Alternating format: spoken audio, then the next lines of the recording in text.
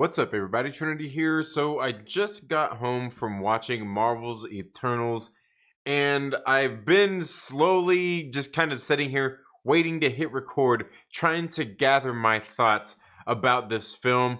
That's what I'm going to be talking about and reviewing here in this video. If you don't want spoilers, you might not want to watch this video. Chances are I'm probably going to get into them no matter what I do, probably here pretty quick. Now, I said I'm trying to gather my thoughts and everything, and I gotta kind of say I just don't know how to feel about this movie. It's actually a pretty good film for the most part, I gotta say. And that's the thing, is like, for the most part, it's a pretty dang good film. And I feel like sometimes there's like a bunch of little things that add up to make a movie bad. I feel like this movie just has enough little things in it that make it mediocre. It doesn't make it bad. It doesn't make it bad, but it just really drops the quality down there in some of the film. In some of the film it kind of makes me feel that way. Now, this movie directed by Chloe Zhao. Now, I can't really say I've ever seen anything else that she's done. A lot of people have talked about this. The critics and everything have talked about this. Even people leading up to this film talking about this, how great of a director and all this kind of stuff. And she's won awards and all kinds of stuff. She's been doing very good. And I gotta say, watching this movie, I definitely can see that. I thought this movie, like I said, for the most part was pretty good. I liked the feel that this movie had. It didn't have that over the top kind of superhero kind of feel. It doesn't even have that feel like Iron Man had.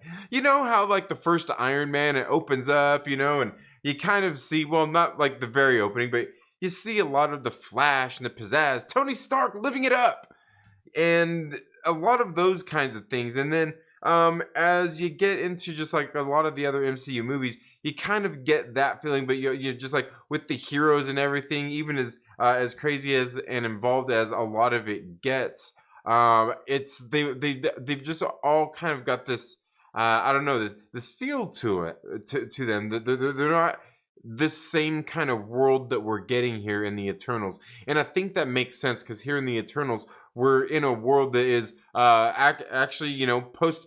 I was going to say post-apocalyptic, but it's post Avengers Endgame, so it's after all of this stuff has happened, after Infinity War happened, after the snap happened, after basically the world came to an end, and then it started back up again at the snap of fingers, right? And no, I'm not even trying to be funny there.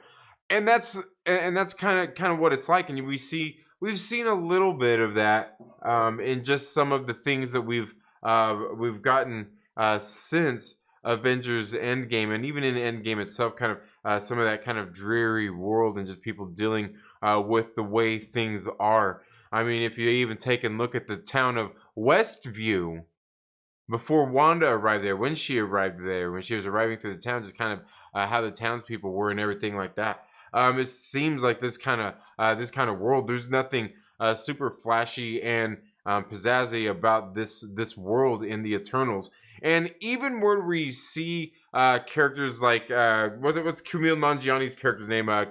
Kingo, something like that. Kango.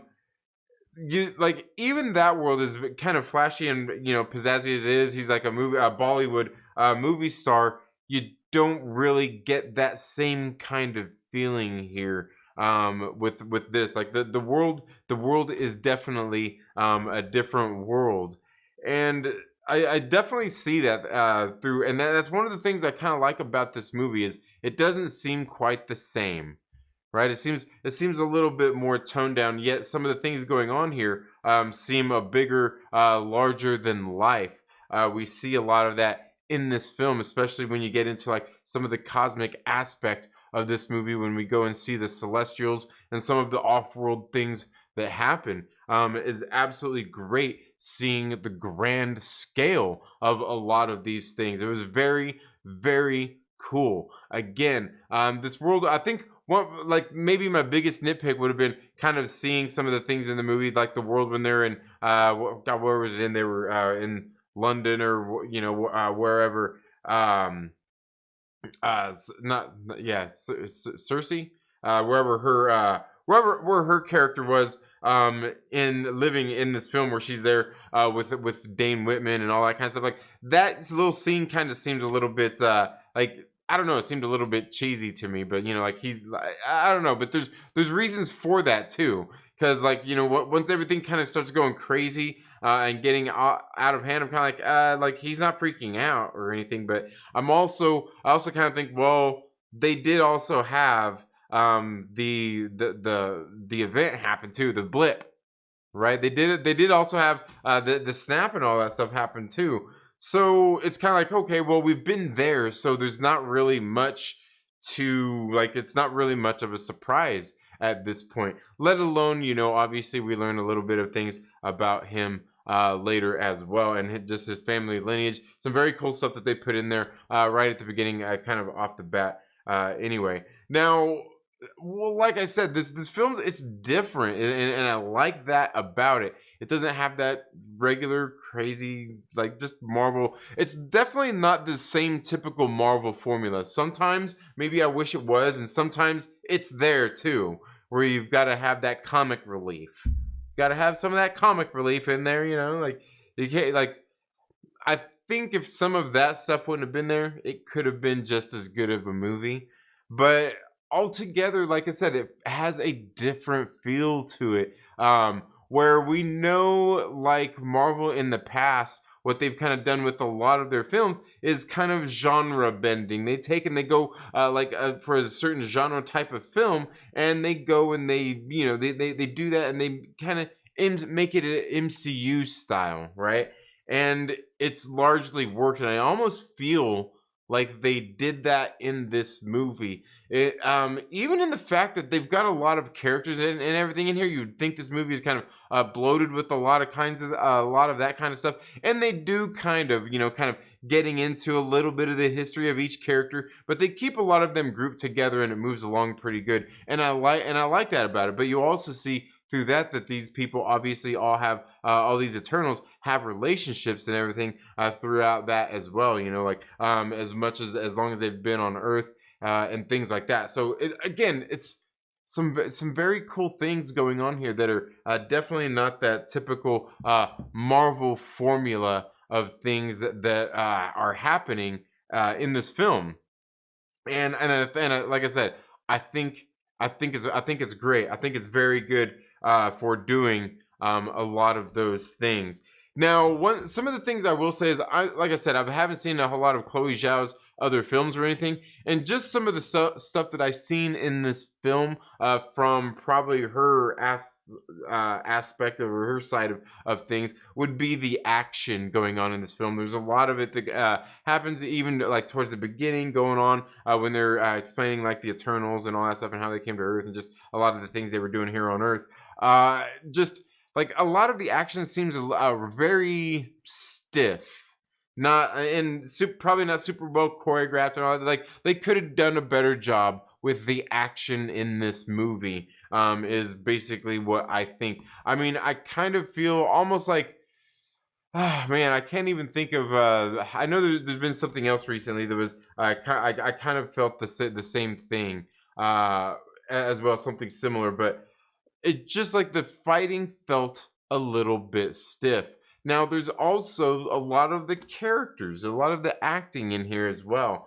I was kind of like, man, like it all seems a little soap opera, daytime TV style.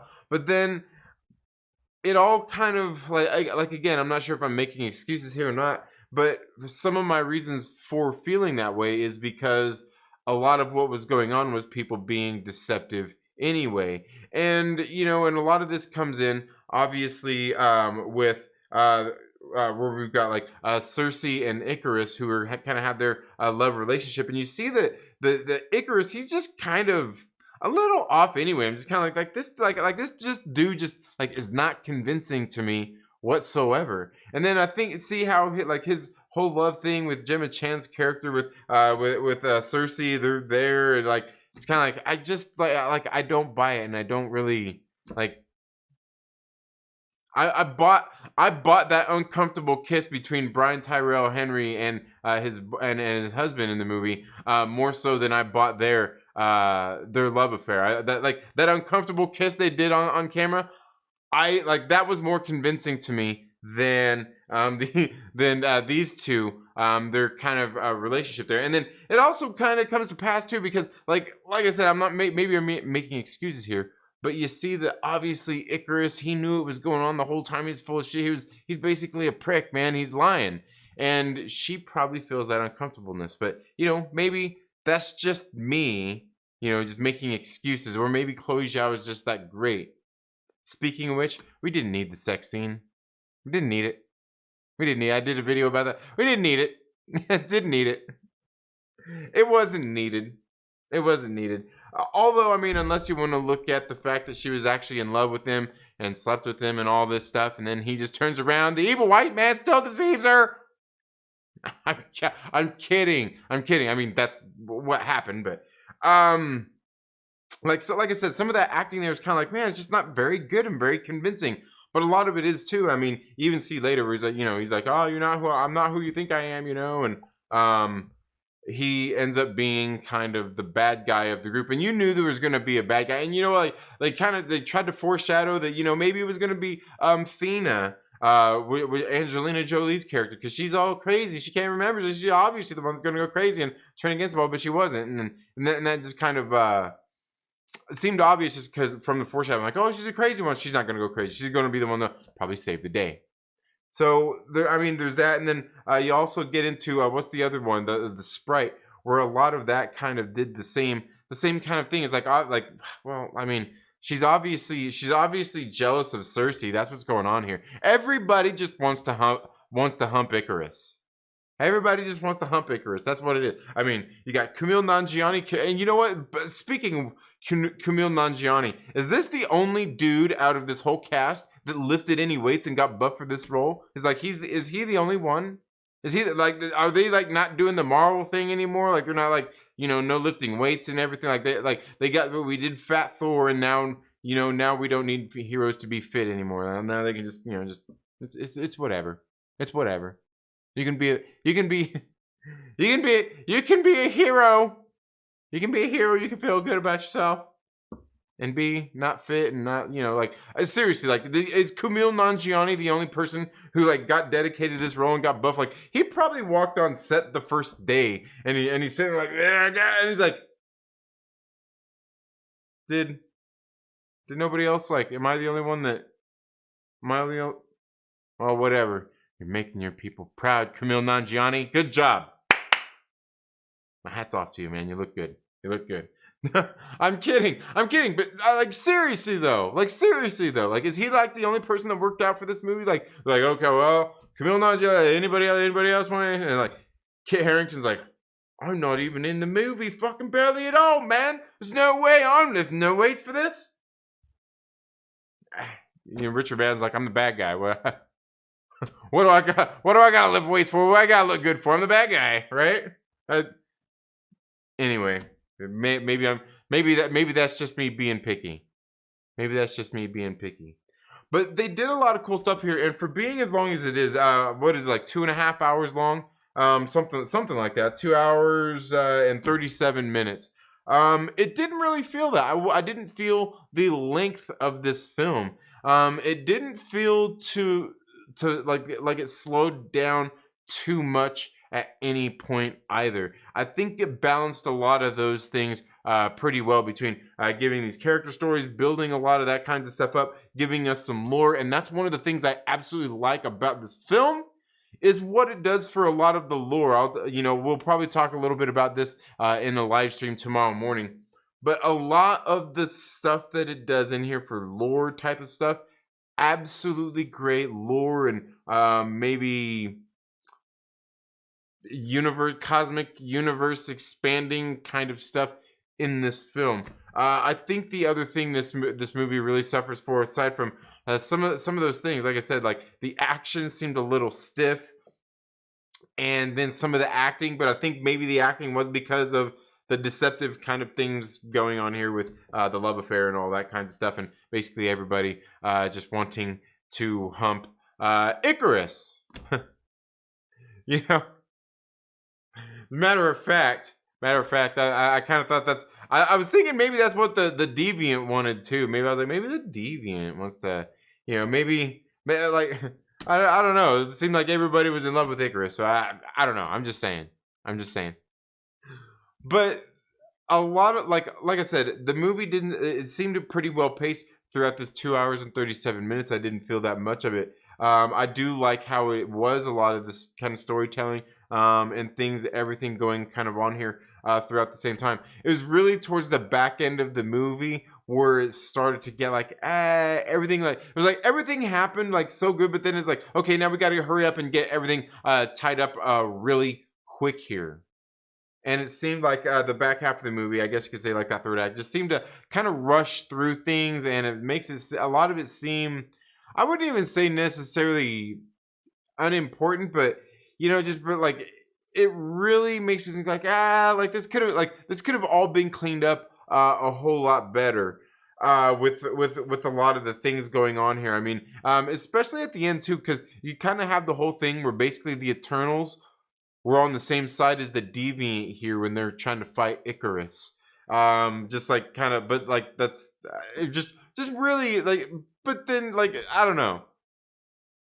Very cool stuff though, but then this last battle, which had some very cool stuff in it, I just kind of wasn't feeling it. With just kind of the way it all kind of started to go down as they were heading there to kind of stop this emergence of this celestial.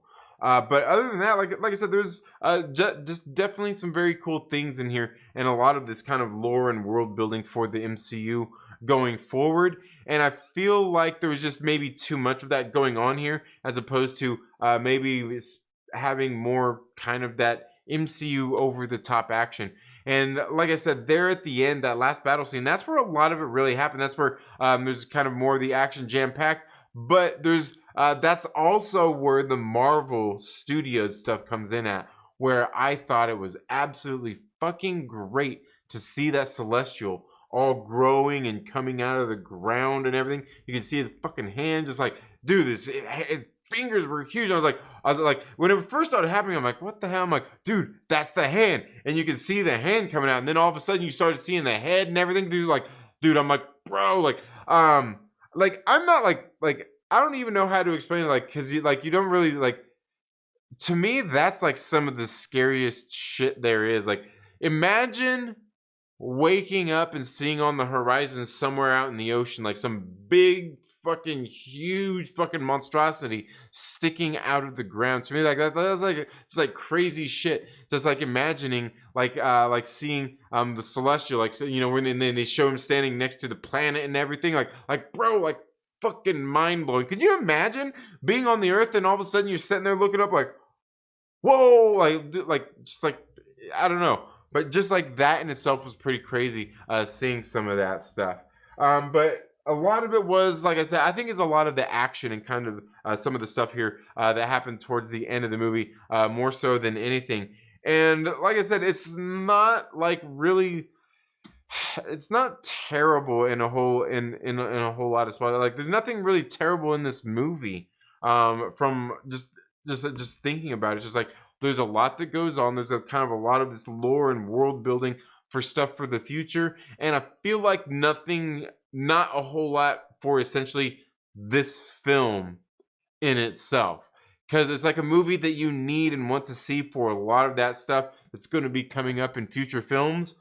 But for this, like, it's like this film pretty much just served to serve the other films getting ready to come out in the MCU more so than serving its own story and plot line within the movie. While there is still kind of everything kind of going on in there that we learn about.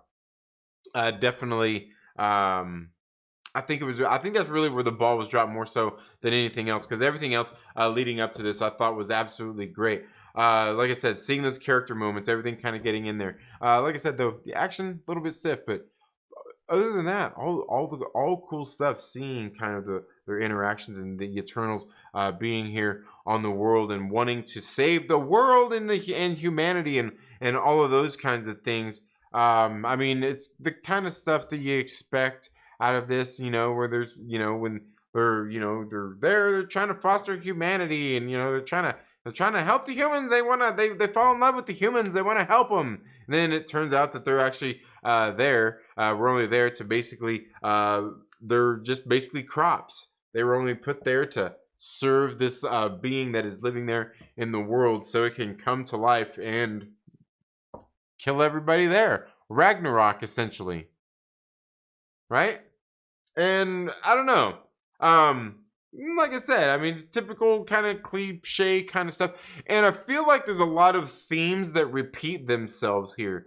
Like, to me, even like the Deviant seemed a little bit like he's kind of like Ultron.